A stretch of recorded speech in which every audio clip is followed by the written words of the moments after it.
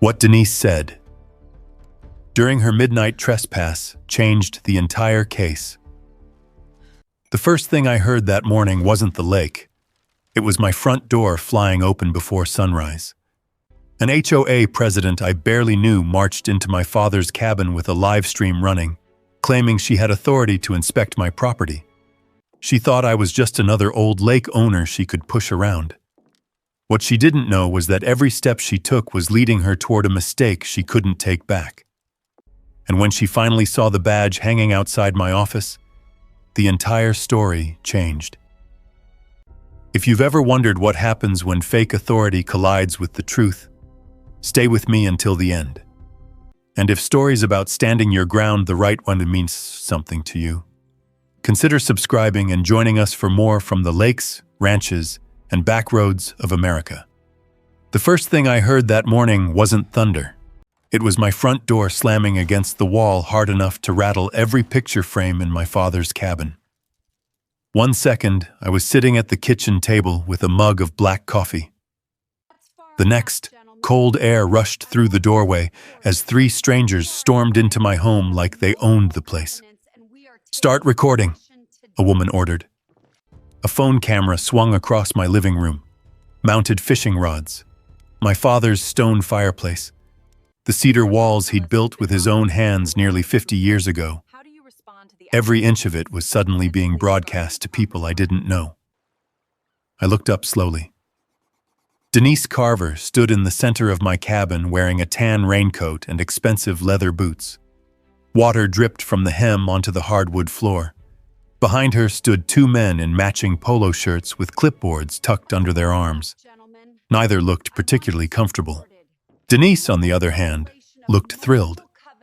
"Emergency environmental compliance inspection," she announced loudly, pointing her phone toward me. "This property is now under active review by the Willow Creek Homeowners Association." I took a sip of coffee. The lake rippled outside the kitchen window behind her. The dock my father built stretched into the gray water. For a few seconds, nobody spoke. Denise seemed almost disappointed by that. Most people probably yelled when strangers kicked open their front door before sunrise. Most people weren't me. "Mr. Whitmore," she said sharply, "I need you to cooperate." I set my coffee cup down. "With what?" Her smile widened. "Potential environmental violations." One of the men started photographing shelves near the fireplace. The other walked toward the utility closet beside the kitchen. Neither asked permission. Neither received it. Denise swung her camera toward the back windows overlooking the shoreline. "There," she said dramatically.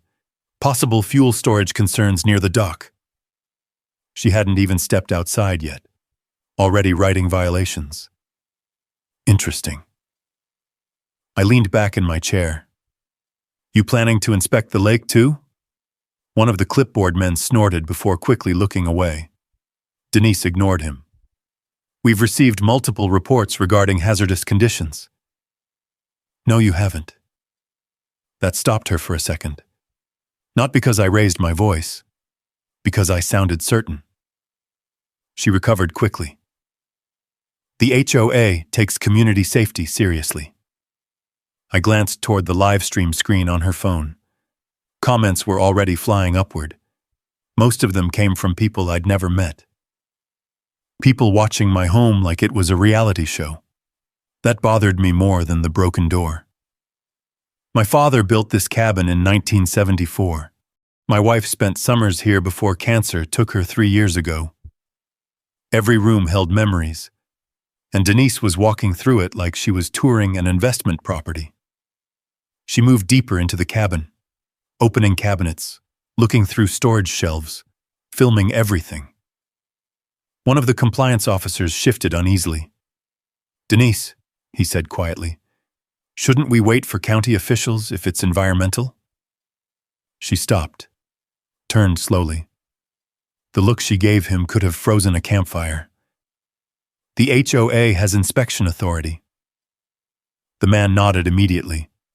Not because he agreed, because he didn't want the argument. I recognized that look.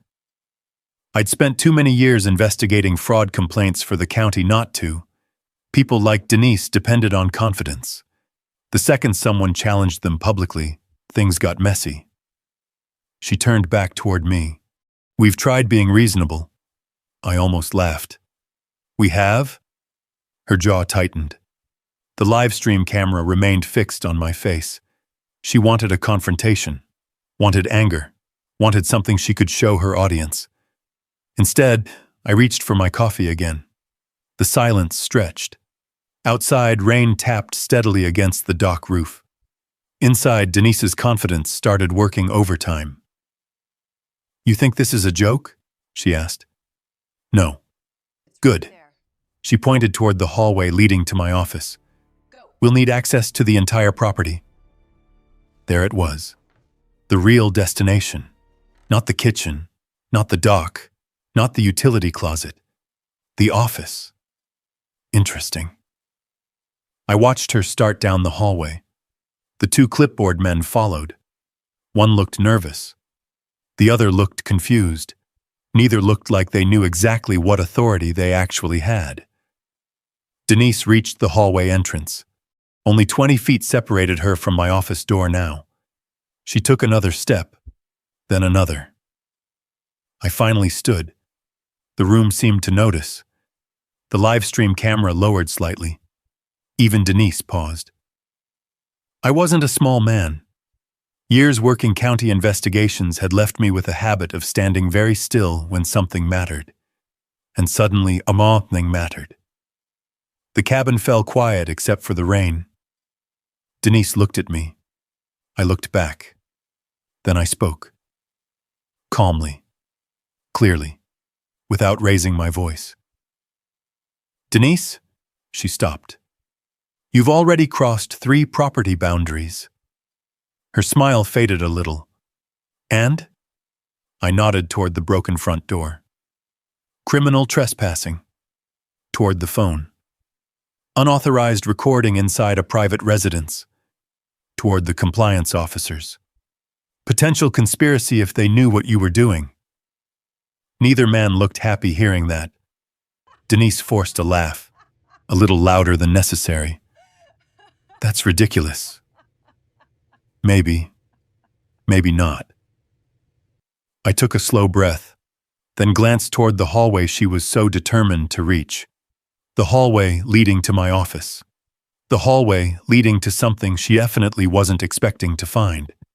Something that would explain exactly why I wasn't worried, and exactly why I had let her keep talking.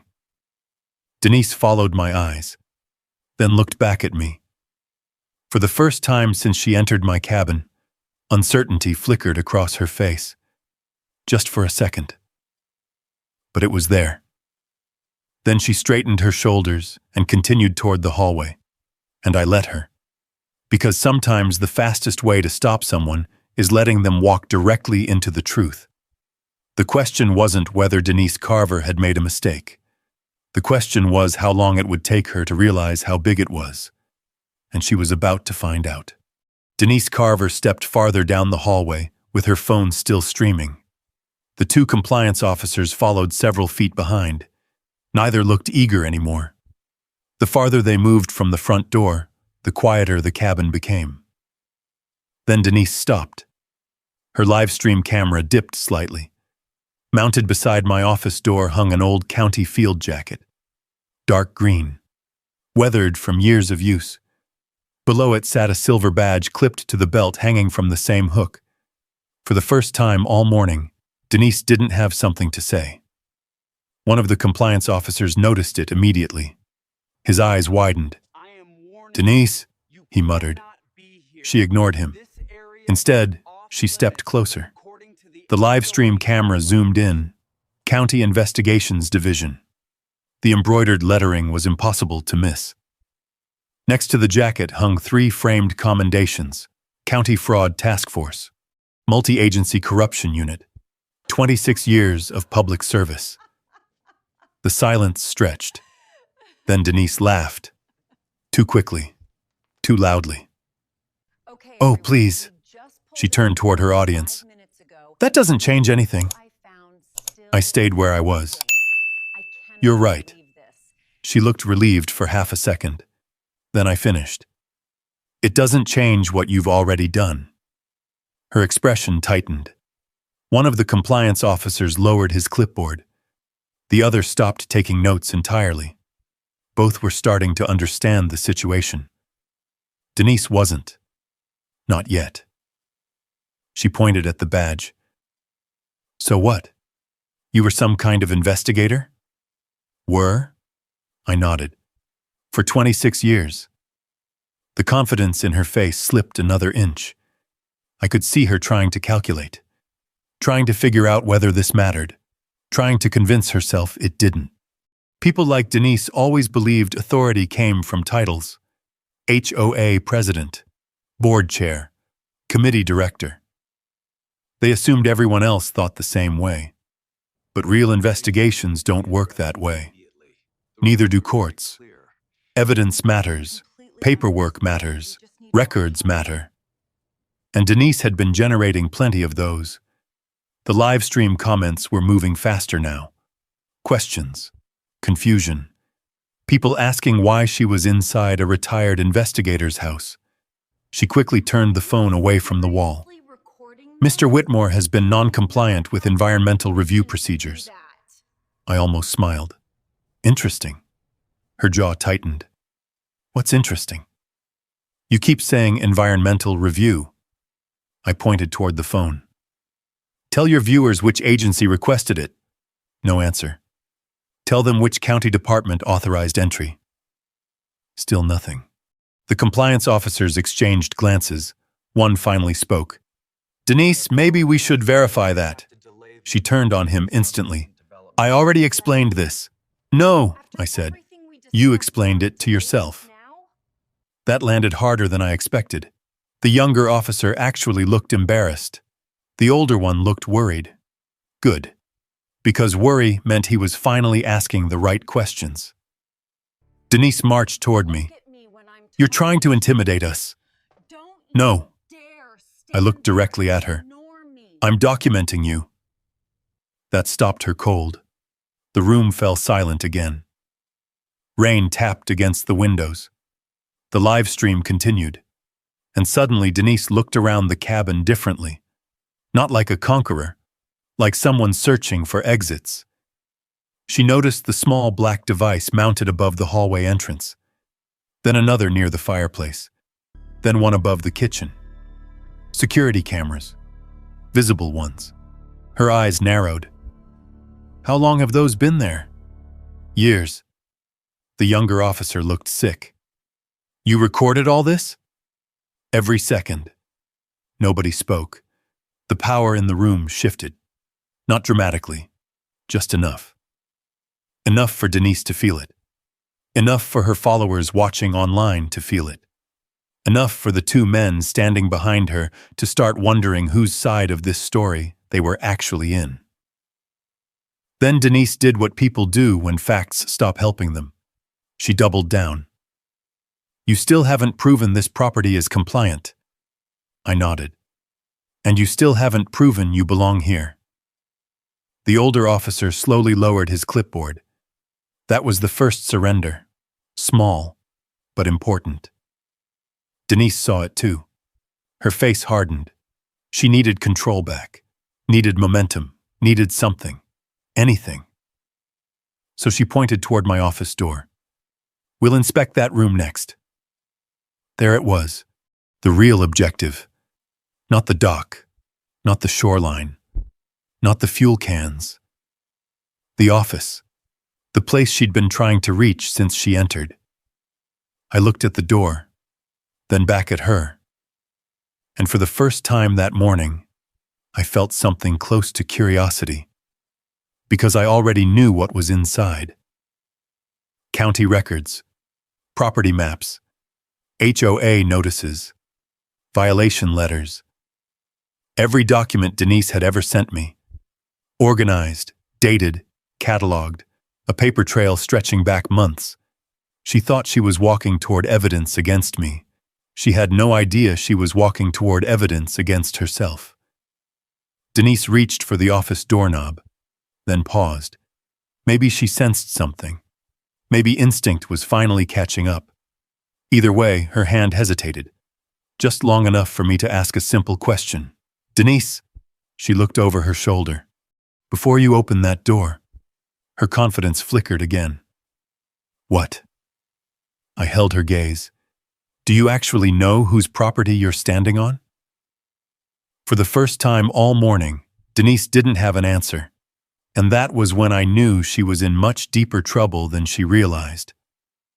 The truth was, Denise Carver thought this story had started with an inspection. It hadn't. It started 3 years earlier with a funeral. My wife, Sarah, died in late October after a fight with cancer that lasted longer than either of us wanted to admit. After that, the house in Billings stopped feeling like a home. Every room reminded me of what was missing. So I came back to Willow Creek Lake. Back to the cabin my father built by hand. Back to the dock where I learned to fish. Back to the stretch of shoreline that had belonged to my family for nearly 50 years. The lake didn't fix grief, but it gave me somewhere to carry it. Most mornings followed the same routine. Coffee before sunrise, a walk to the dock, a quick look across the water before starting whatever repairs needed doing. Simple, predictable, peaceful. That peace lasted about 8 months. Then the developers arrived.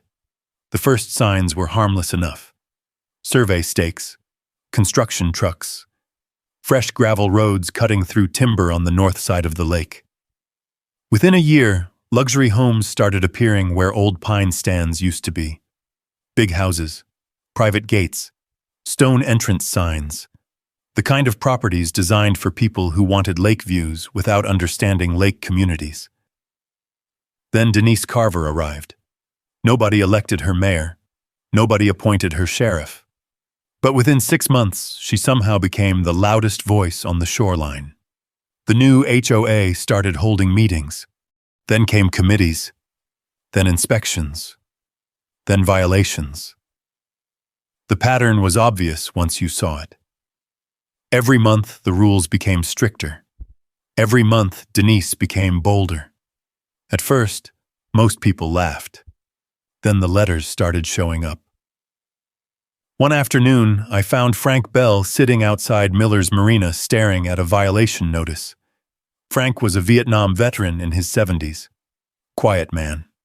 Owned a weathered aluminum fishing boat he'd used for decades. The HOA wanted it removed. Reason? Negative visual impact. I thought Frank was joking. He wasn't. "They're fining me $200 a week," he said. "For a fishing boat?" He handed me the letter. I read it twice. The language sounded official. The authority behind it didn't. "Are you paying this?" I asked. Frank looked embarrassed. "What choice do I have?" That answer bothered me more than the letter. Because Frank wasn't scared of Denise. Frank was scared of paperwork. A lot of people were. They saw official-looking documents and assumed somebody had legal authority. That's exactly what Denise counted on. Over the next few months, the complaints multiplied. A widow near the South Cove received notices about her dock. A retired couple got warnings over a fence that had existed for 20 years. Another homeowner was told he needed HOA approval to repair storm damage on his own shoreline. Every story sounded ridiculous, until you realized how many people were quietly complying. Then it stopped being ridiculous. It became profitable. The first time Denise came onto my property, she carried a welcome packet and a smile. The smile disappeared the moment I refused to sign anything. She stood on my dock, staring at the water. "You understand, community standards apply to everyone," she said. "No," I replied. "I understand county property law." That was the moment she decided she didn't like me. I could see it. People who depend on authority hate being challenged by facts. After that, the notices started arriving. Inspection requests, compliance reminders, environmental review forms. Every one of them signed by Denise. every one of them implying powers I wasn't sure she actually possessed. I saved every document, every envelope, every email. Old investigative habits die hard. Then one afternoon, something happened that changed the way I looked at the entire situation. I found Denise standing near my shoreline talking to two men in expensive suits. They weren't local. I knew almost everyone around Willow Creek. These men weren't fishermen. They weren't ranchers. They weren't homeowners. They were studying maps. And they were looking directly at the waterfront properties surrounding mine. When they noticed me watching, the conversation ended immediately. The maps disappeared. The men left. Denise smiled. And that smile told me one thing. This wasn't about docks. It wasn't about environmental compliance. And it definitely wasn't about community standards. Something else was happening beneath the surface. Something bigger than HOA rules. I didn't know what it was yet, but I knew where to start looking. Because if Denise Carver was willing to kick down my door this morning, then somewhere in her past, mistakes was the reason why, and I intended to find it. The only question was whether I'd uncover the lie before Denise created a bigger one. Turns out, I didn't have to look very far. The first crack appeared in a county map. A week after seeing Denise with those suited strangers, I drove into town and stopped by the county records office. Most people hear property records and imagine dusty paperwork nobody reads. I saw evidence. Maps don't care about opinions. They don't care about HOA newsletters or community standards. Maps tell the truth. Martha Reed was working the records counter when I walked in. She'd been with the county longer than I had. Smart woman. Missed nothing. "Caleb," she said, "you look like you're hunting something." "I think I am." I handed her a list of parcel numbers around Willow Creek Lake. Mine, Frank Bell's, a few others who'd recently received violation notices. Martha studied the list, then disappeared into the back room. 20 minutes later, she returned carrying a stack of files. "What exactly are you looking for?" "Jurisdiction." That got her attention. By the end of the afternoon, we found it. Or more accurately, we didn't. The HOA boundary maps stopped nearly half a mile short of my property. Frank Bell's place wasn't included either. Neither were several cabins along the southern shoreline. No annexation agreements, no recorded covenants, no deed restrictions. Nothing. Legally speaking, Denise's HOA had no authority over us whatsoever. I sat there staring at the maps, not because I was surprised, because I suddenly understood the scale of what she'd been doing.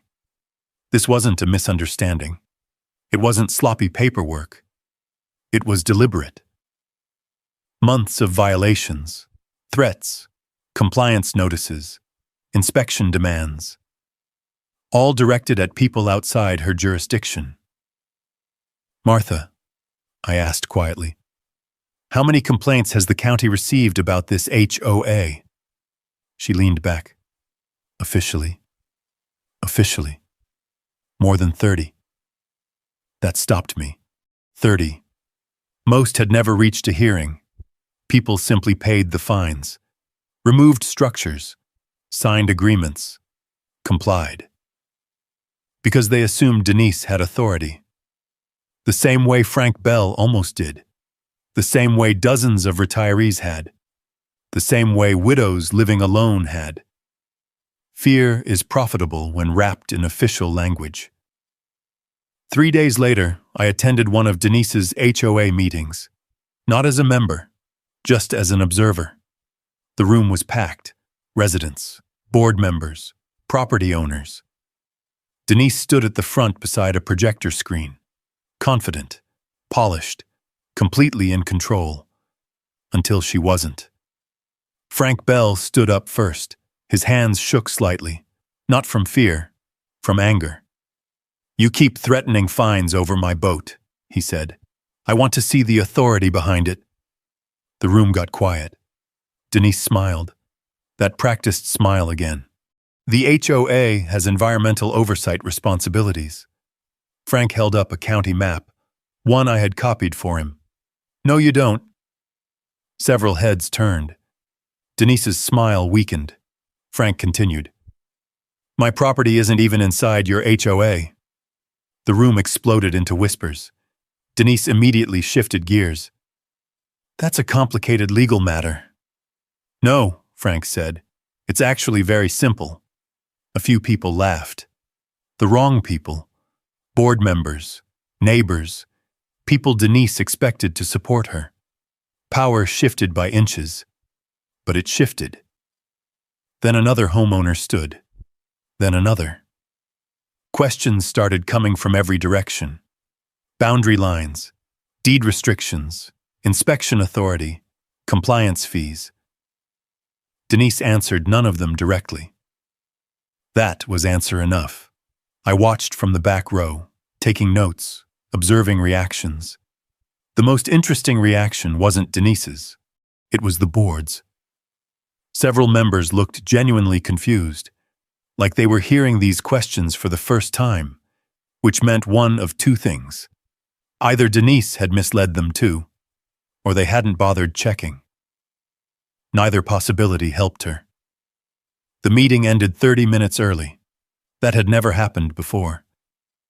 As people filed out, Denise spotted me near the exit. The smile was gone now. What exactly are you doing?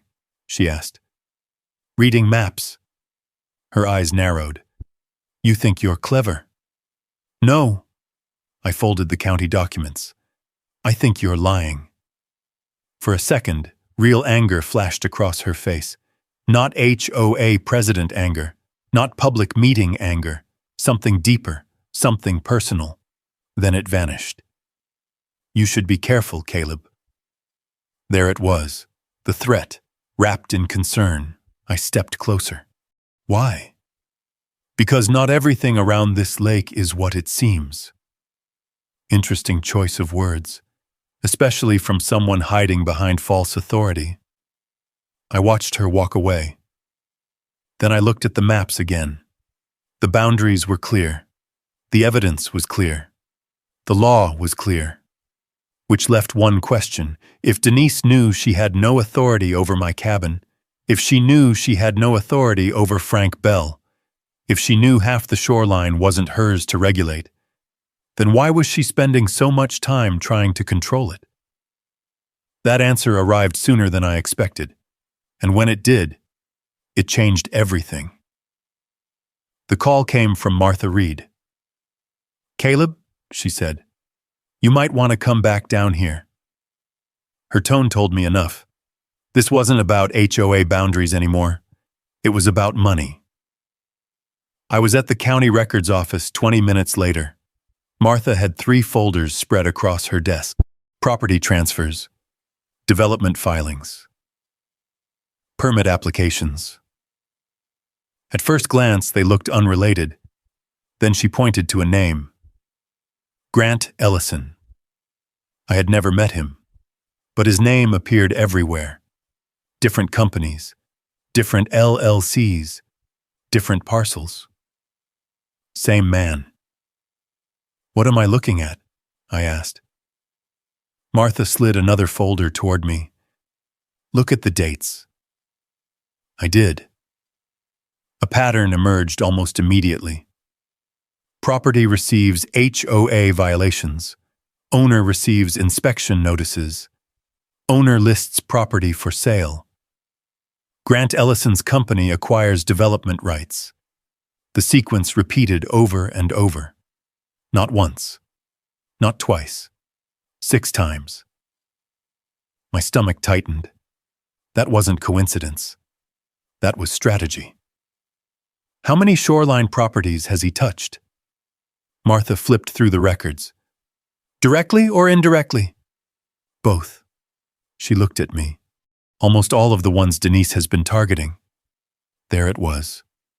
The connection. Not proof, not yet, but enough to keep digging. For the next week, I treated the situation like an active investigation, because that's exactly what it had become. I built timelines, mapped ownership changes, cross-referenced violation notices with property sales. The deeper I went, the worse it looked.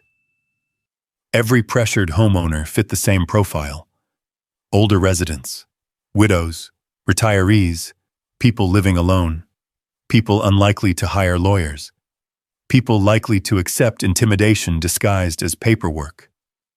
Frank Bell was one of them. So was a widow named Eleanor Price who had lived on the lake for nearly 30 years. I visited her one afternoon. She brought out a cardboard box filled with HOA notices, warnings, compliance demands, environmental reviews, nearly all signed by Denise. They kept saying my dock might violate future shoreline standards, Eleanor told me. Future standards? She nodded. I asked what that meant. What did they say? Her laugh was bitter.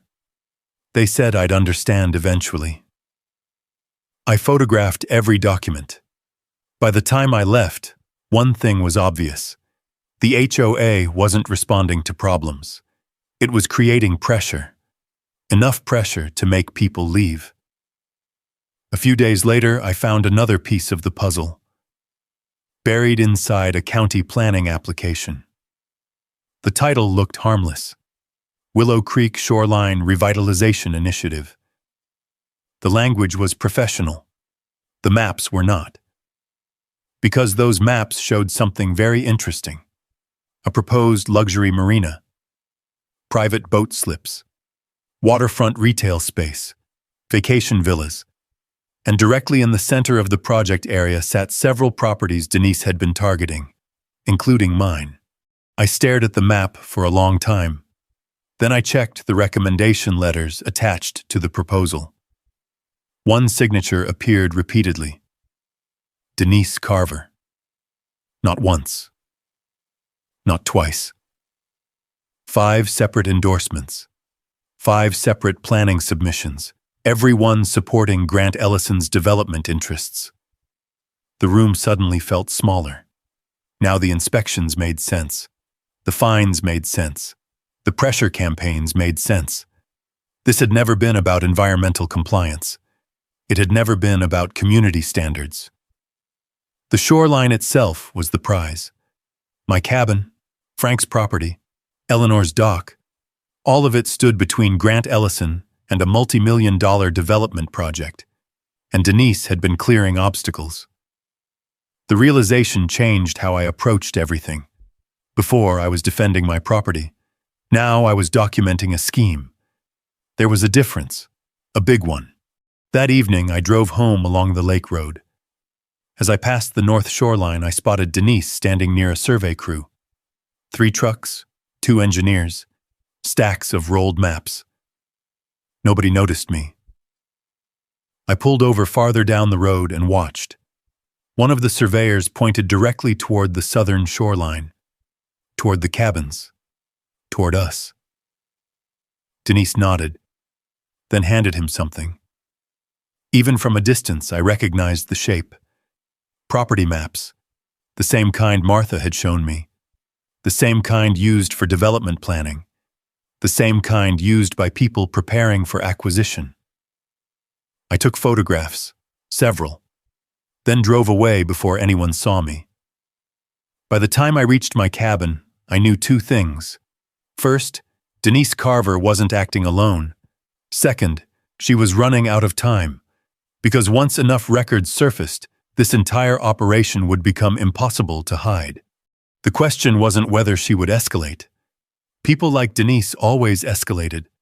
The real question was how far she was willing to go before someone stopped her, and I was about to find out. The answer arrived in my mailbox. 3 violation notices, all delivered on the same morning, all signed by Denise Carver. The first claimed my dock posed a potential environmental hazard. The second cited unauthorized shoreline activity. The third demanded immediate compliance with a mandatory inspection order. I read each one twice. Then I laughed. Not because they were funny, because they were desperate. Every notice referenced authority Denise didn't possess. Every notice targeted property outside HOA jurisdiction, and every notice arrived less than a week after I started uncovering connections to Grant Ellison. The timing wasn't subtle. Someone was feeling pressure.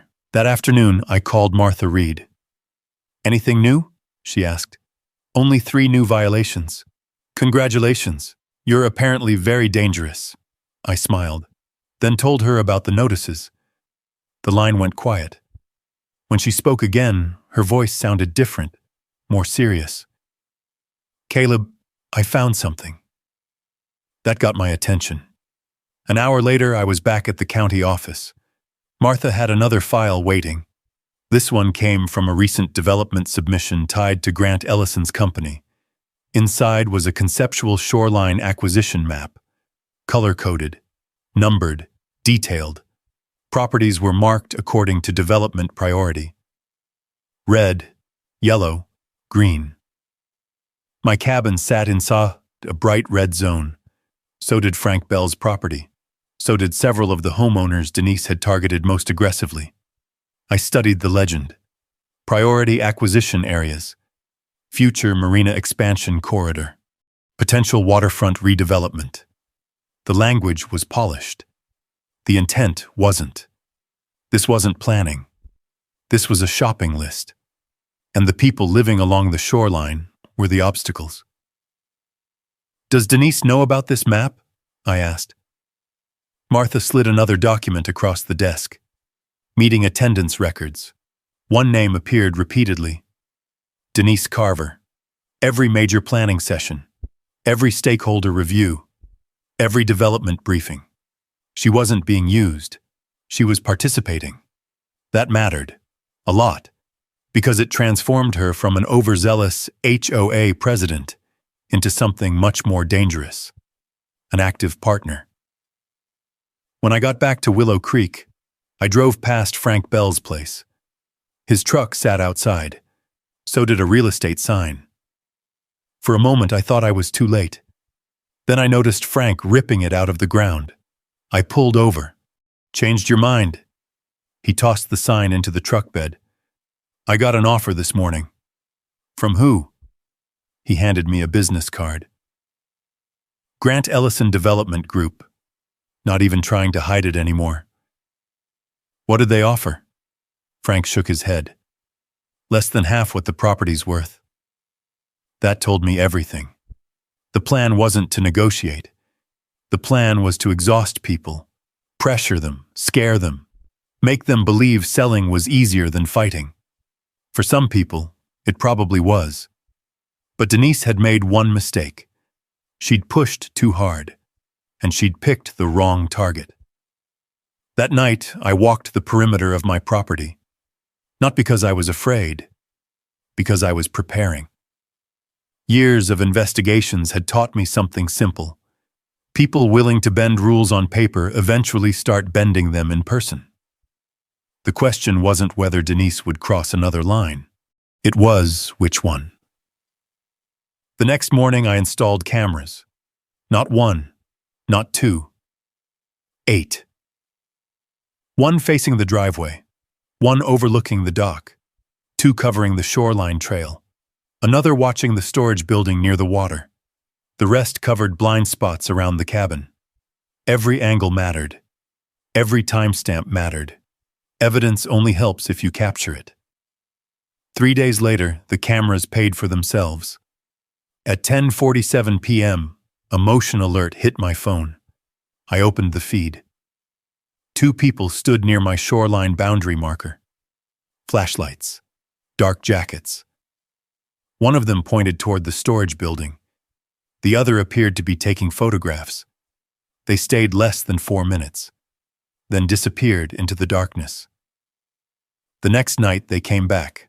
Same area, same behavior. The third night they stayed longer, long enough for one camera to capture a face. I paused the footage, zoomed in, and stared. Denise Carver. She wasn't inspecting. She wasn't documenting. She was scouting. The following morning, another violation notice appeared.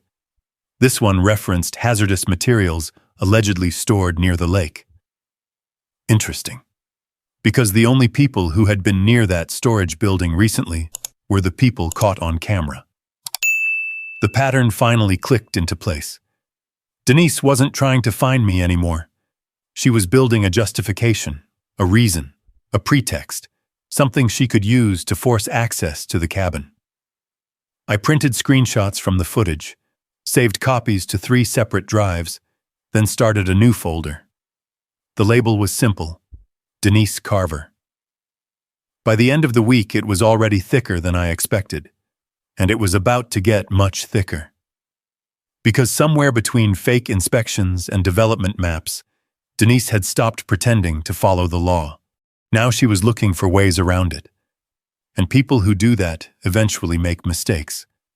The kind cameras never forget. The mistake happened 4 nights later. At 11:38 p.m., my phone vibrated on the nightstand. Motion alert.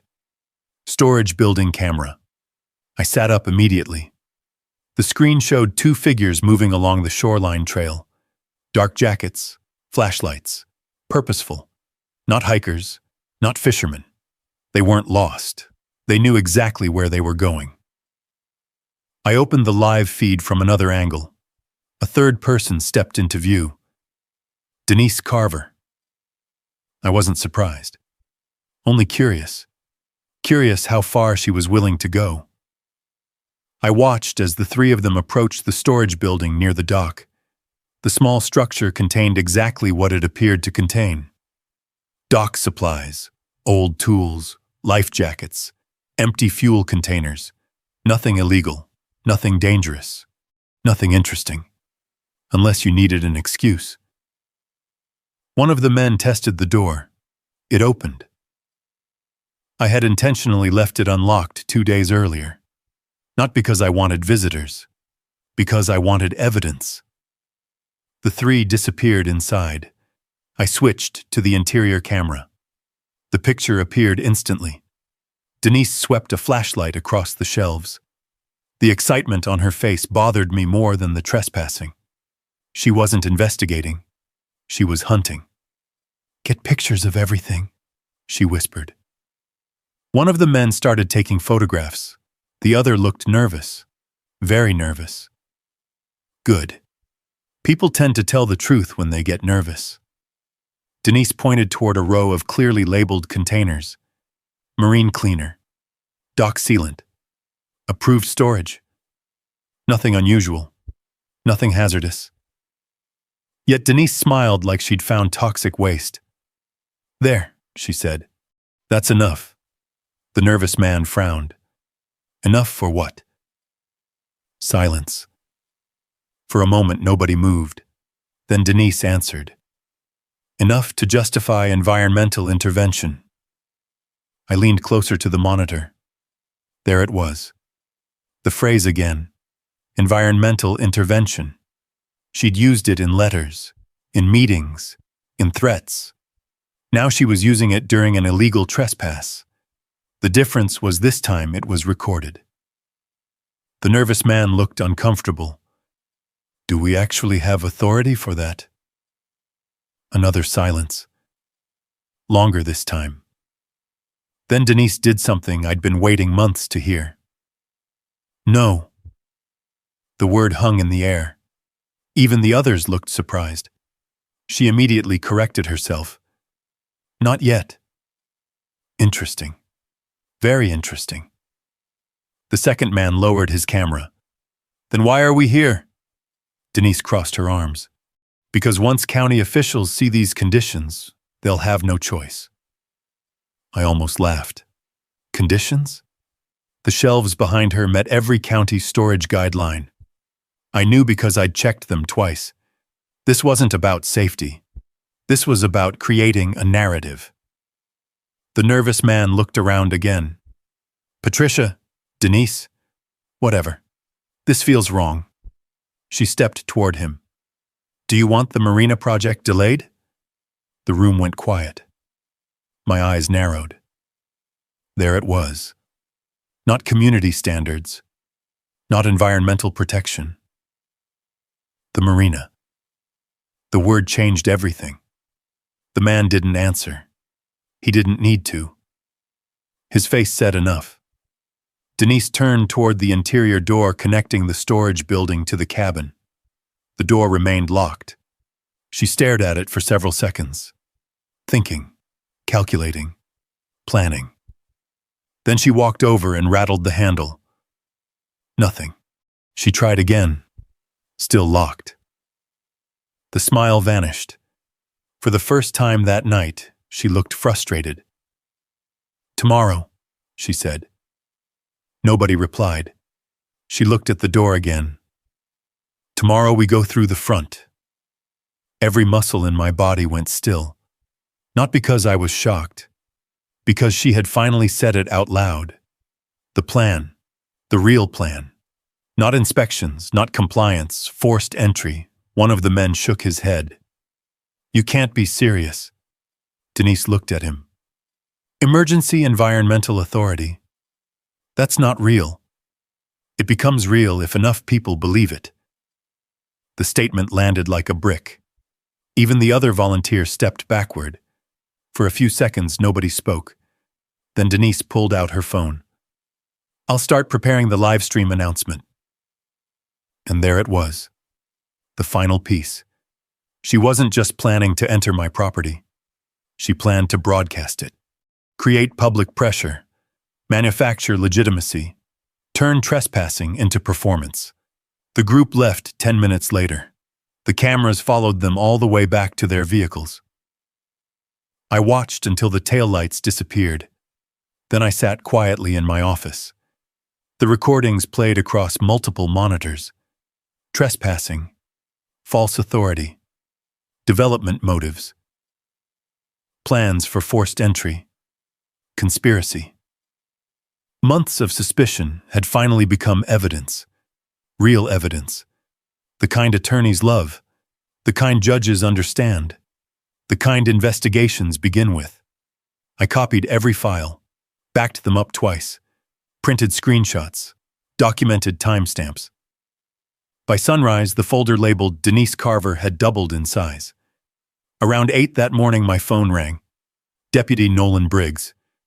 "Morning, Caleb." "Morning. You sound awake." "I've been busy." He laughed. Then his tone changed. "Got another complaint from Denise." I wasn't surprised. "What is it this time?" "She claims hazardous materials on your property may require emergency review." There it was. Exactly on schedule. I looked at the recordings on my desk. The trespass. The planning. The lies. The entire operation. And for the first time since Denise arrived at Willow Creek Lake, I knew exactly what her next move would be. The only question was whether she'd actually be reckless enough to do it. By noon, the answer arrived. A public HOA announcement appeared online. Emergency Environmental Inspection, Willow Creek Lake, Caleb Whitmore property, tomorrow morning, live stream scheduled. I stared at the notice for several seconds. Then I smiled. Because Denise thought she was setting a trap. What she didn't realize was that she'd just stepped into mine. I spent the rest of that afternoon preparing, not for a confrontation, for documentation. There is a difference. Confrontations rely on emotions. Documentation relies on facts. Facts survive hearings. Facts survive lawsuits. Facts survive scrutiny. By sunset, every camera on the property had been checked twice. The visible cameras remained exactly where Denise expected them to be. The hidden ones stayed exactly where she didn't. The cabin, the porch, the dock, the storage building, the hallway, the kitchen. Every important angle was covered. I also made 3 phone calls. The first was to Martha Reed. The second was to an attorney named Rachel Monroe. The third was to Deputy Nolan Briggs. I didn't ask anyone to stop Denise. I simply informed them of what was about to happen. Then I waited. The next morning arrived right on schedule. So did Denise. At 6:14 a.m., the first vehicle rolled into my driveway. A white SUV. Then a second. Then a third. I watched through the kitchen window while drinking coffee from the same mug I'd used the morning before. The live stream had already started. Thousands of viewers were apparently eager to watch an HOA president save the lake from a dangerous homeowner. Reality was about to disappoint them. Denise stepped out first. Rain jacket, clipboard, phone camera, the full uniform. Behind her came the same two volunteers from the storage building. The nervous one looked even worse today. Good instincts. He should have listened to them. Denise marched onto the porch, without knocking, without waiting, without permission. Exactly as predicted. "Mr. Whitmore!" she shouted. No response. I remained seated. She hit the door hard. "Emergency environmental inspection!" Still nothing. The live stream audience could hear every word. That mattered, because context matters. Evidence matters. And Denise was creating both. The second volunteer shifted awkwardly. "Maybe we should wait." Denise ignored him. "We have authority to proceed."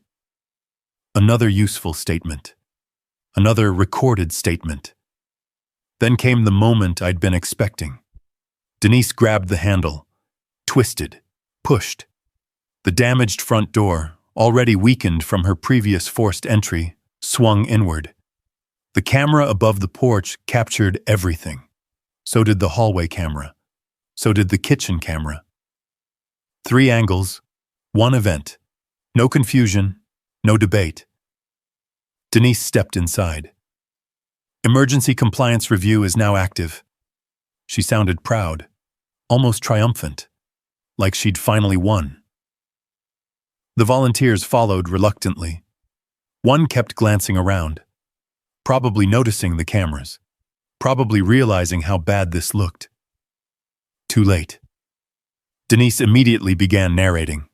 "Potential hazardous storage." She pointed at a shelf. "Nothing hazardous." "Possible environmental contamination." She pointed toward cleaning supplies. "County-approved products." "Evidence of ongoing non-compliance." She pointed at a toolbox. A toolbox.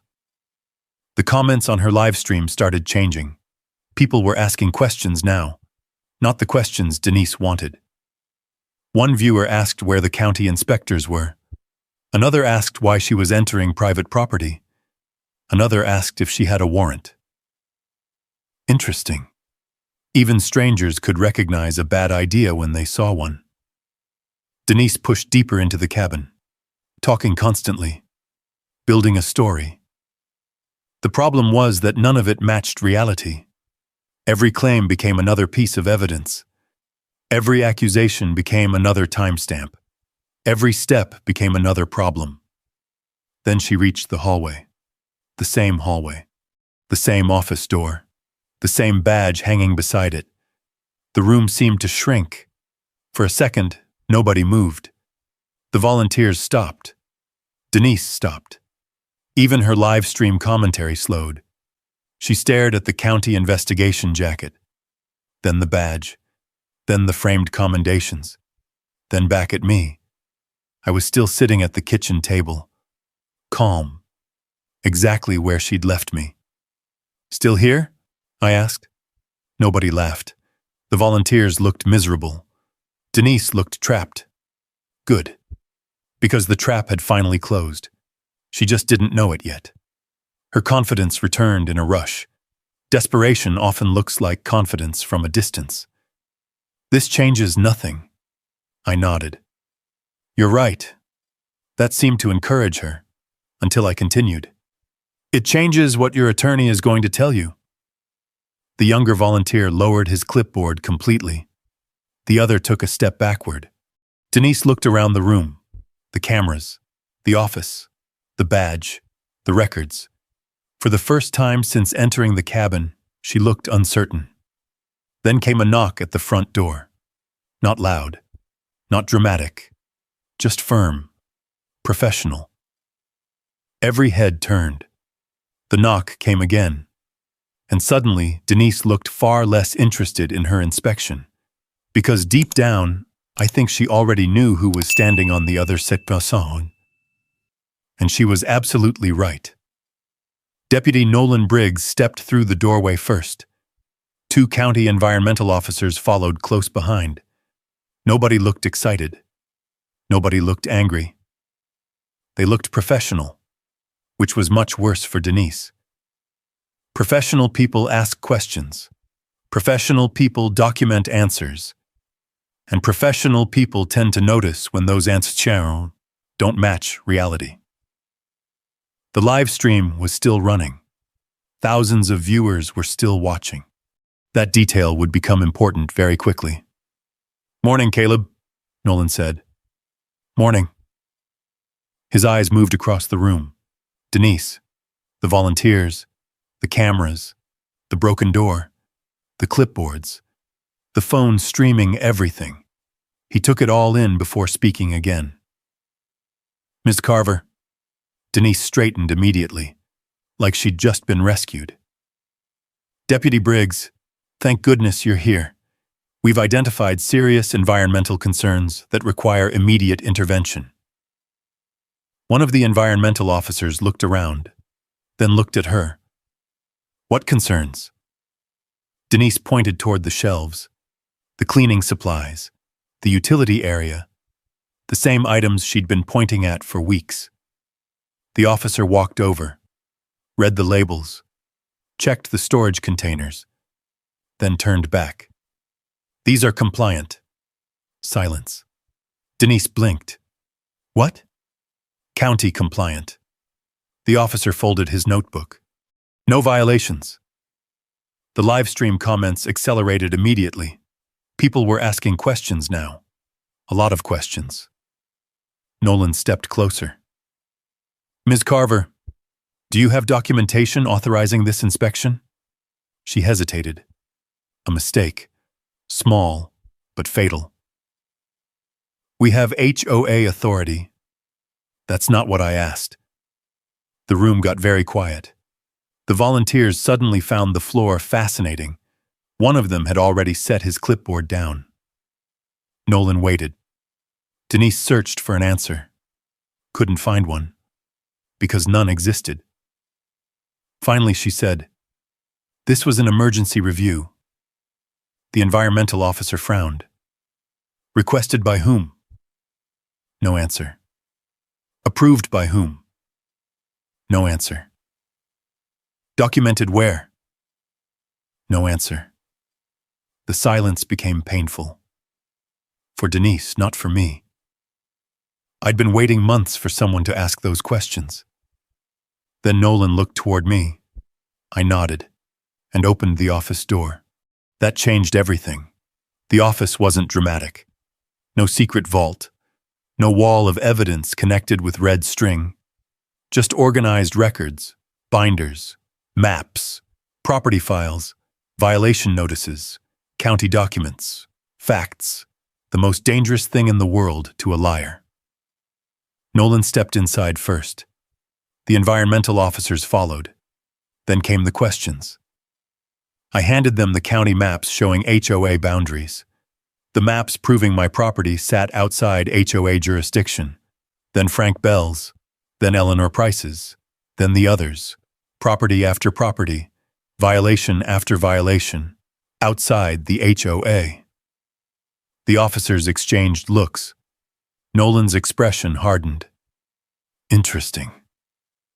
That was all he said, but it was enough. Then I handed him another folder. The development records. Grant Ellison. The Marina Project. The shoreline acquisition maps.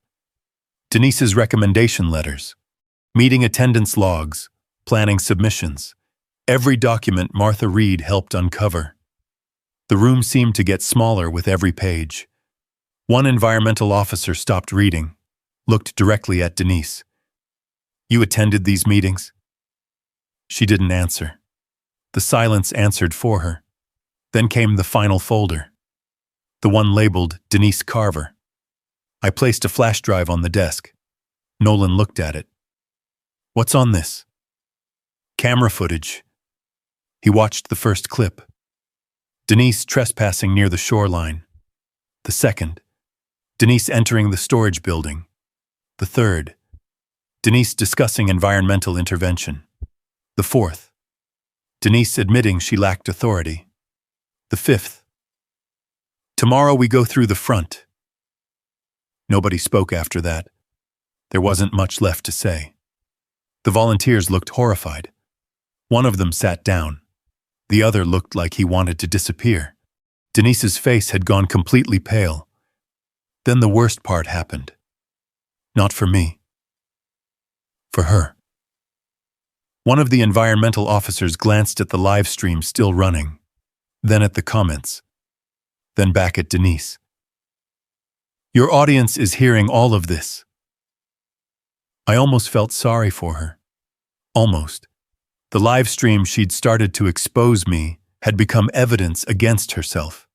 Every false statement, every threat, every claim of authority.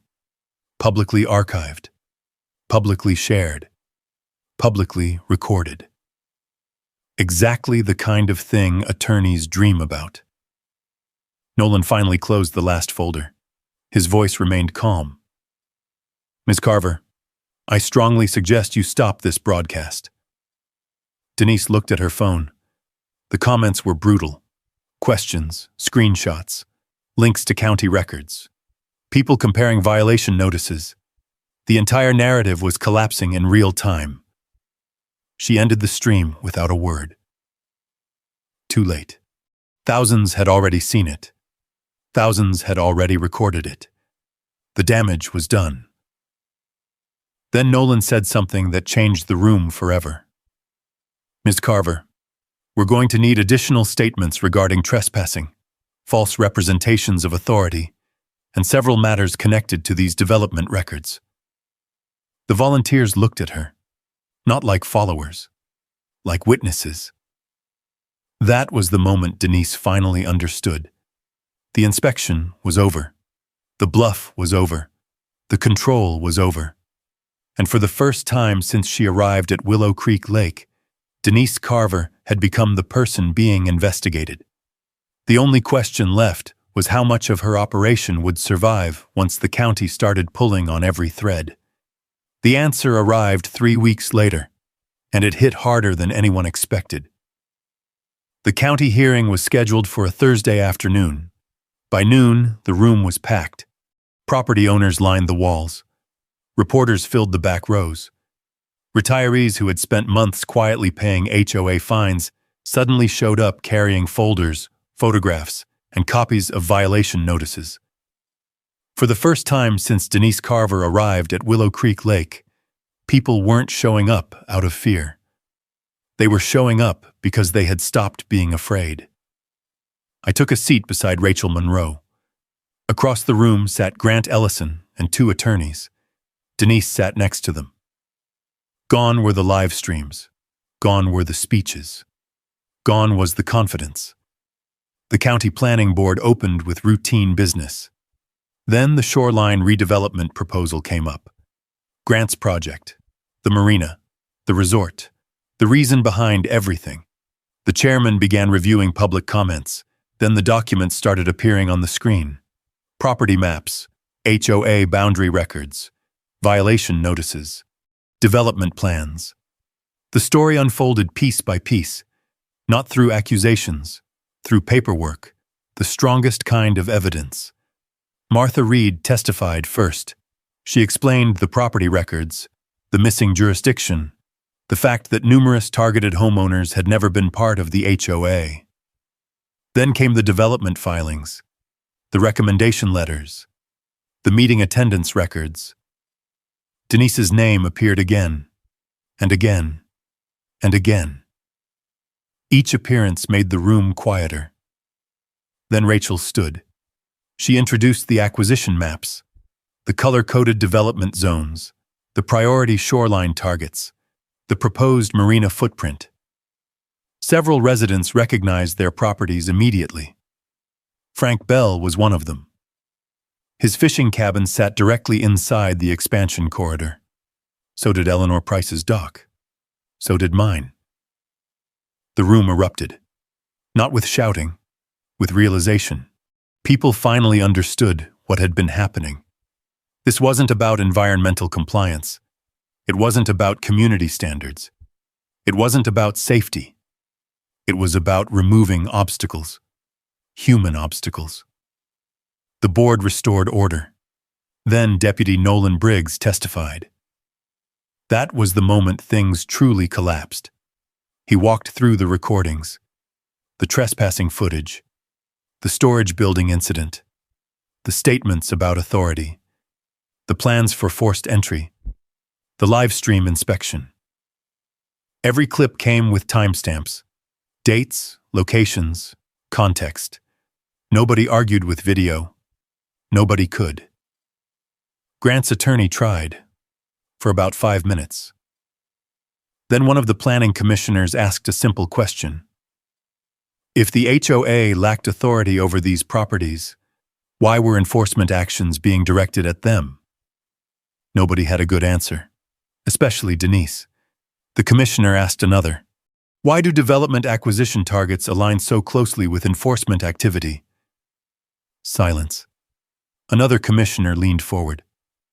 Why did the HOA president participate in planning meetings involving properties outside HOA jurisdiction? More silence. By then the outcome was obvious. The marina proposal never even reached a vote.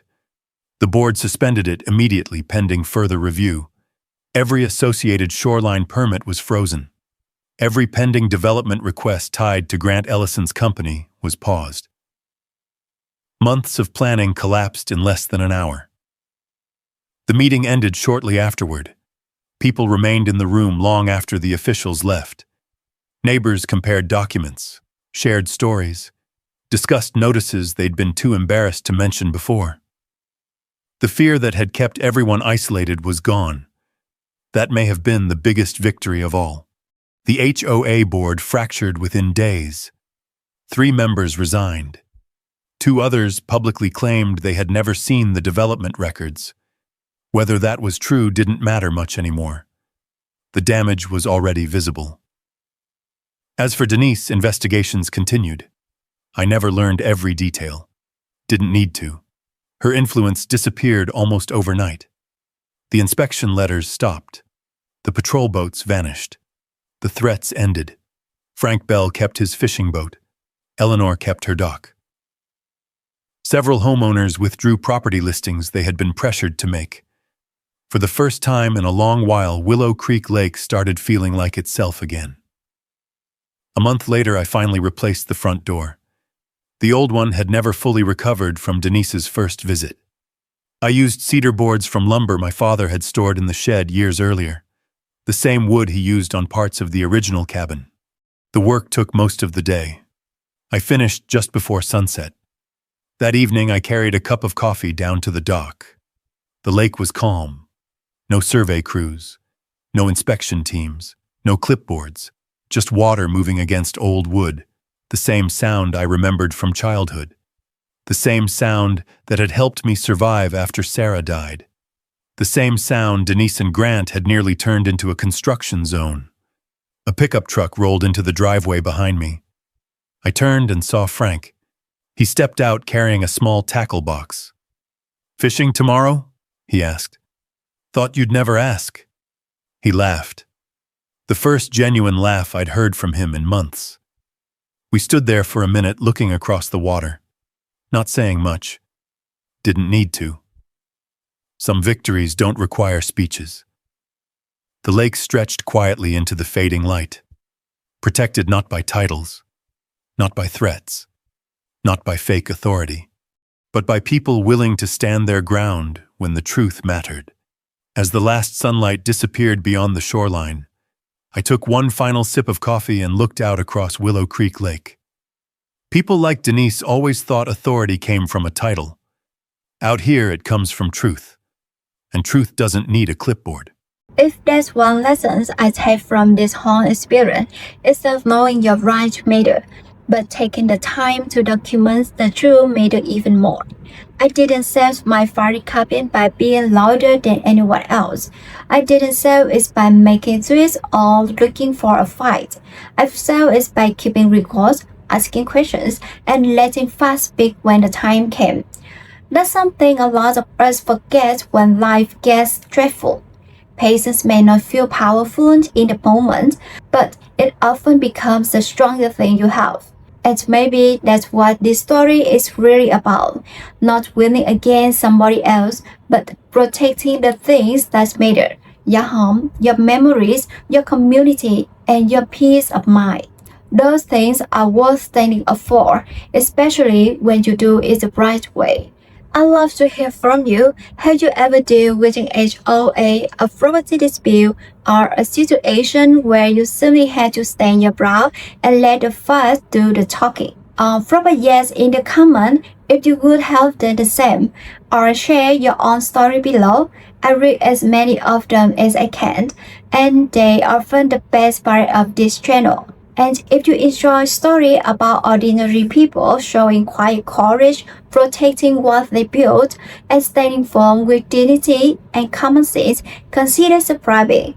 There are plenty more stories from the ranges, neglect, and back roads of America still to come.